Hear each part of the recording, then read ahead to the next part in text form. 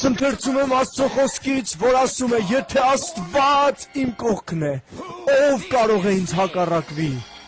Որովհետև երբ ես ընկնում եմ, նա ինձ բարձրացնում է, երբ ես շեղված եմ, նա ինձ ներում է, երբ ես թույլ եմ, նա ուժեղ է, երբ ես կորած եմ, նա է ճանապարհը,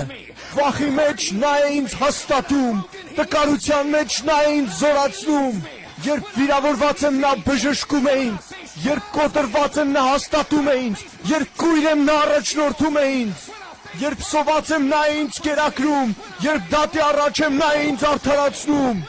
հակառակության մեջ նա է իմ վահանը, պրոբլեմի ժամանակ նա է մխիթարողը, երբ կորցնում եմ, նա է վերականգնում, երբ մահվան եմ հանդիպում, նա է ինձ տուն տանում, նա է բոլորը, բոլորի համար, բոլոր ժամանակ, ամենուր, նա Աստված է, նա հավատարիմ է, ես նրանն եմ և նա իմը,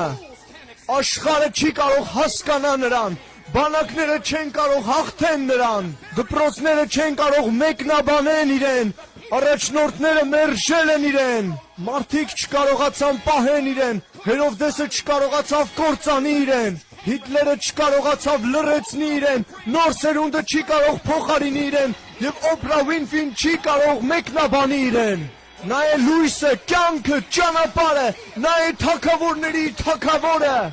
նա է բարությունը, հավատարմությունը, հեզությունը, ինչ որ մեկը տաղաղակեք։